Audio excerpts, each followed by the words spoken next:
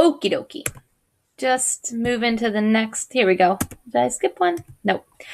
So let's talk about circulatory pressure first. Circulatory pressure is the change in pressure across the system. On average, it should be about 100. So in other words, the circulatory pressure is the pressure that has to overcome the total resistance within the system. And resistance, remember, comes from length, it comes from diameter, and it comes from turbulence. So all of that resistance added up has to be less than the delta P. So let's talk about how we get our delta P. Our delta P is a measurement of the systolic and diastolic pressures. If we look here at this nice light pink line, that is our mean arterial pressure, the MAP, M-A-P. That is the average arterial pressure that exists within our arteries. These little peaks are the systolic pressure. These little valleys are the diastolic pressure. And what that means is when that left ventricle contracts, boom, that's the pressure that's felt in the aorta or in the elastic arteries or in the muscular arteries, right? This is a graph like that. When the left ventricle is resting, the diastolic, that is when we have this little valley. So we're taking the mean or the average there. So if we have an average of 120/80, then our mean arterial pressure or delta P is 100, which is right around what we want it to be.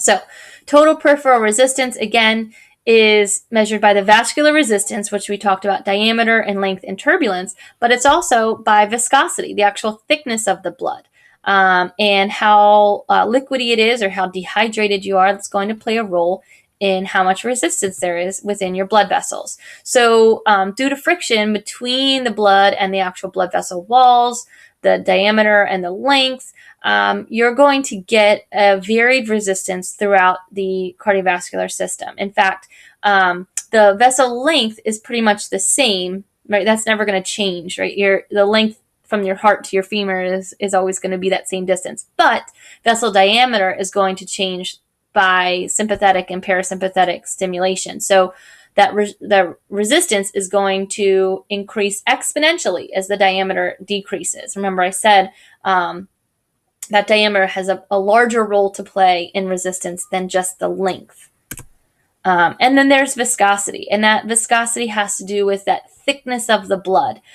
If you are overhydrated and you're drinking lots and lots of water and your pee is very, very clear, your blood's probably too thin, so it's flowing too quickly. If you're dehydrated, then your blood is probably much thicker, and you have what's called a very high viscosity, which is going to increase the resistance within the vessels. So, and then again, turbulence is that swirling action caused by the chambers of the heart, any plaques in the arteries, any other abnormal distributions of scar tissue or things like that. So to overview our pressures, it's going to be related to the vessel diameters, to the total cross-sectional areas of those vessels throughout our body, the pressures, and the velocity of the actual blood flow, how fast it's going. So our arterial pressure, as I mentioned, is the systolic, which is that peak arterial pressure during ventricular contraction, and then the diastolic, which is during rest. Again, it's all measuring from the arterials.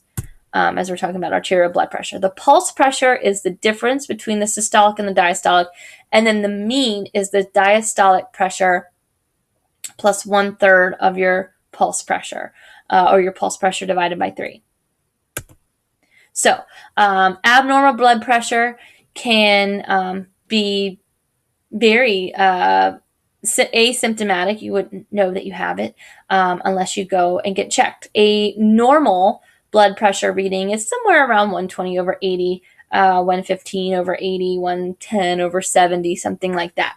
Hypertension or high blood pressure would be anything over 140/90, and then hypotension would be abnormally low blood pressure, like 90/60 or something like that. Some people naturally have higher blood pressure than others. Some people naturally have lower blood pressure than others. So it's important for you to know your normal blood pressure so that when you are sick and you do go to the doctors, you can use that as a diagnostic. Or if they say, whoa, your blood pressure is really high, well, it's usually a little high. And then maybe you get on medication. Or they say, whoa, your blood pressure is really low, and it's always a little low. Okay, then that's fine. It's almost better to have low blood pressure than high blood pressure.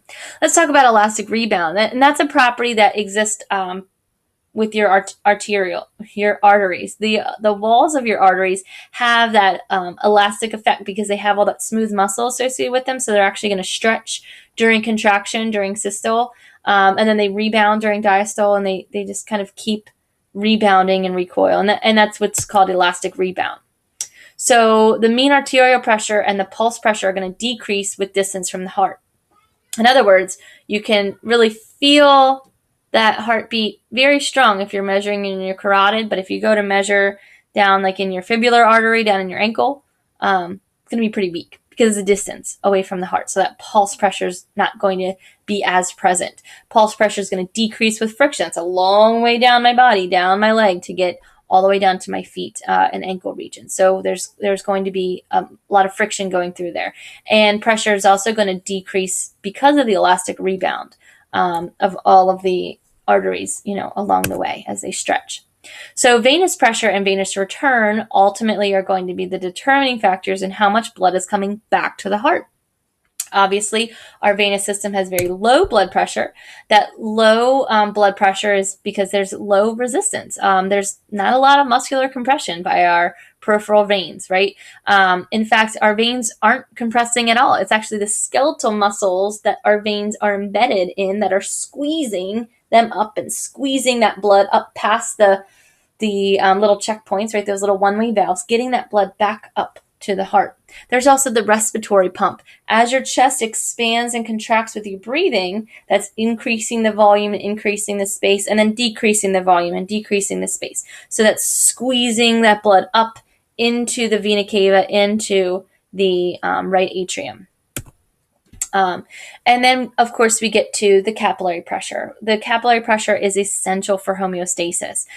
This is super important in our diffusion, osmosis, and the reabsorption that takes place within the capillaries.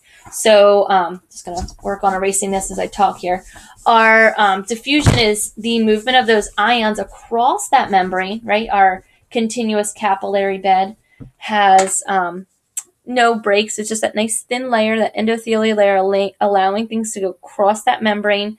And as always, it's moving from areas of high concentration to areas of low concentration. It's going down the concentration gradient, as we say. So water, ions, things like that, they're just going to go straight through those endothelial cells. So in other words, if this is our capillary, move it like this, right? And our capillary is made of all these cells. Right, there's our nuclei. Here's our cells. This is our capillary. Whoops, I made some fenestrations there. I didn't mean to make them fenestrated. They should all be connected. So this is our capillary.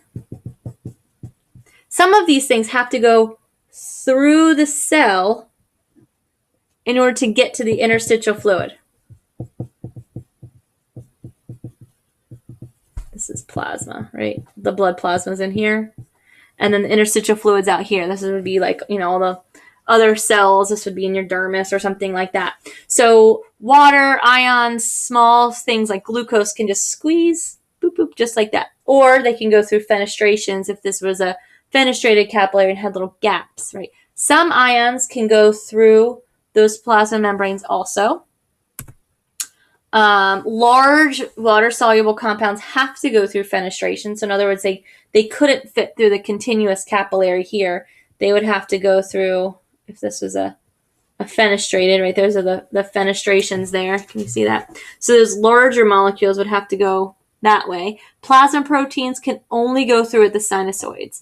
Lipids, lipid-soluble things like oxygen and carbon dioxide, which are hydrophobic, they would have to go through the plasma membranes also. So again, they'd have to literally go into the cell and then out the other side of the cell in order to get to the interstitial fluid. And all of this is going to be affected by what we call the capillary hydrostatic pressure, or CHP, which we'll talk about in the next video.